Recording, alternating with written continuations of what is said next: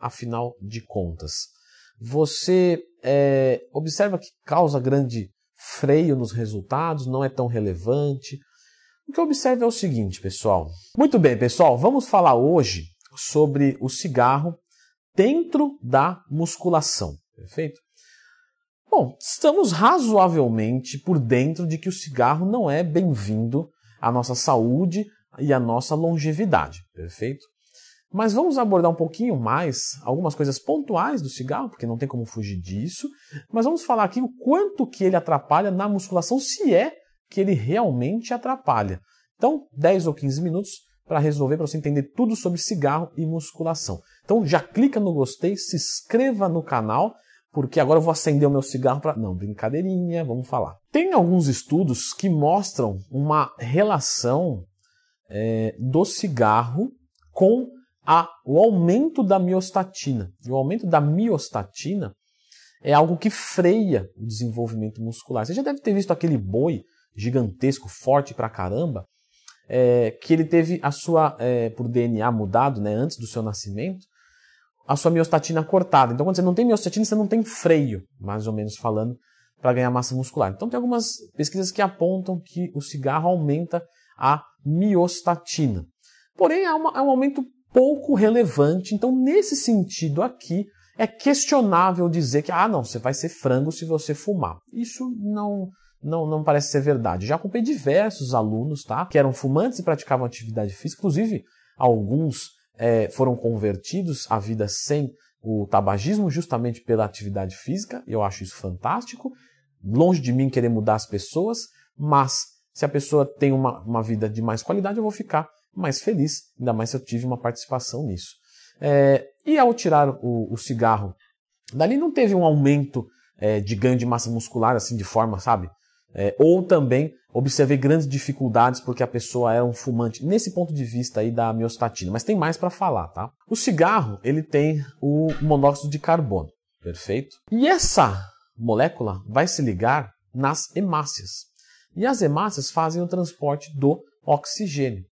Portanto, quando você fuma, você diminui a oxigenação qualitativa e quantitativa do seu organismo. Por você fazer esse processo, você automaticamente perde performance para viver, tá? Então, o fumante, quando vai subir escada, quando vai caminhar na rua, quando vai passear com o cachorro, ele tende a entrar em fadiga mais rápido, ele descompensa mais rápido, porque falta oxigênio.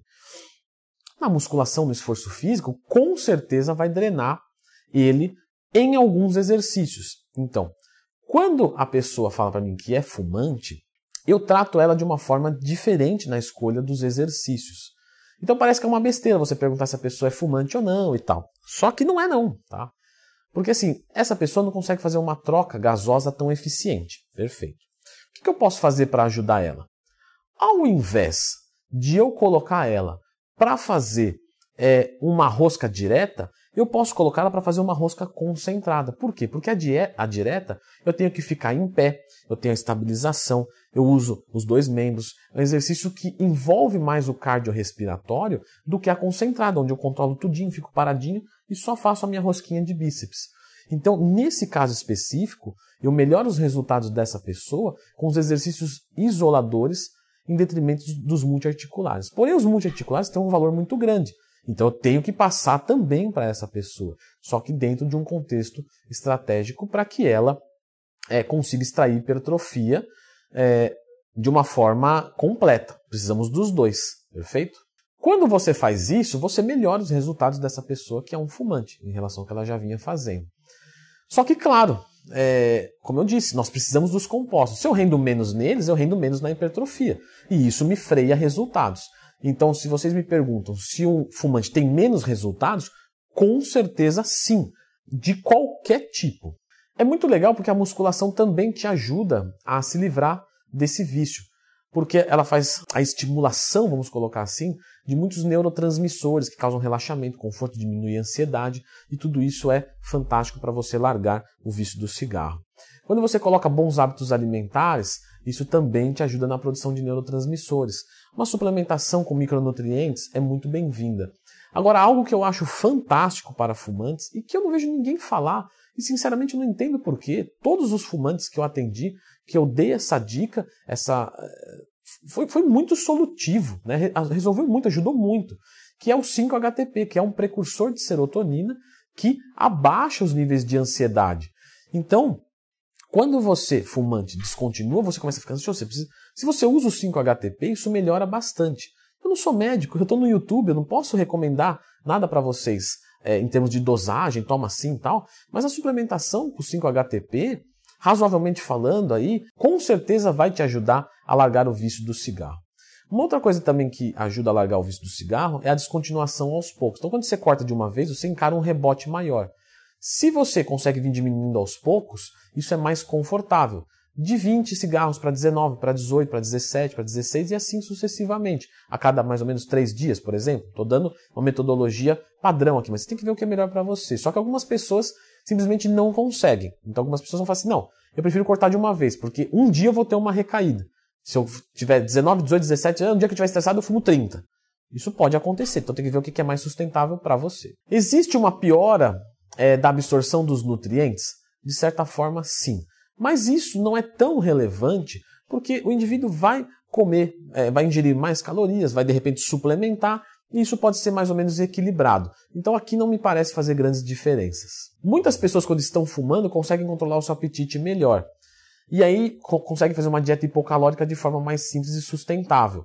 E aí quando tira, engorda, ganha peso. Isso pode acontecer. E até o 5-HTP é muito bom porque ele ajuda bastante nisso. De qualquer forma, o cigarro iria a favor do emagrecimento.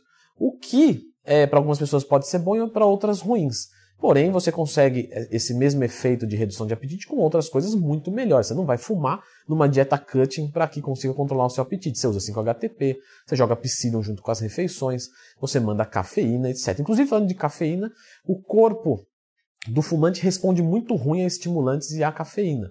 Então você vai perceber que um fumante consegue usar 420 de cafeína e para ele não faz diferença nenhuma. Ele fala, não, nem sinto nada. Então os efeitos dos termogênicos e pré-treinos num fumante são menos eficientes. Sabemos de que o cigarro também causa uma influência negativa na testosterona. Portanto, não que seja algo muito expressivo. E não só que a testosterona é o único fator para você ganhar massa muscular.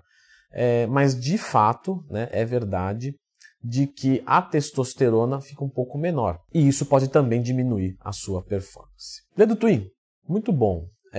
Porém, o que você observa na prática, afinal de contas?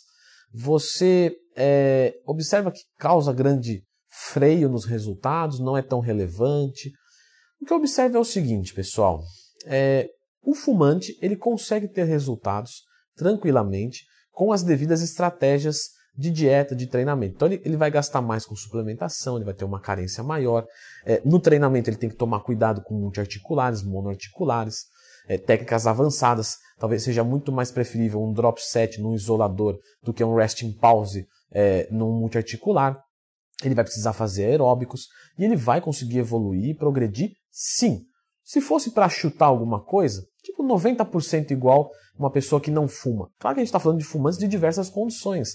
Temos os que fumam há 1 ano e os que fumam há 30 anos. E isso vai mudar bastante. Eu estou falando de uma coisa muito geral. Quando tem uma descontinuação do fumo, você observa que solta, parece que está amarrado, né? Então quando a pessoa para, nos próximos 6 meses, isso parece melhorar os resultados. E com certeza melhora muito a qualidade de vida da pessoa. As pessoas enfrentam dificuldades para largar o vício, mas a musculação, a atividade física, até mesmo por um estímulo psicológico, eu estou me cuidando agora, vou parar com isso, facilita bastante.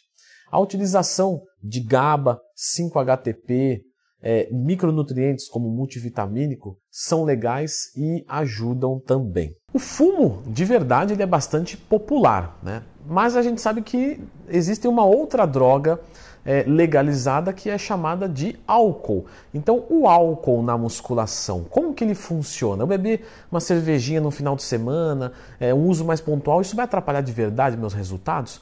Então que tal ficar com esse vídeo aqui e tirar todas as suas dúvidas sobre álcool e musculação? Já clica no gostei, se inscreva no canal e vamos todos agora para o álcool, mas é para ver o vídeo, tá?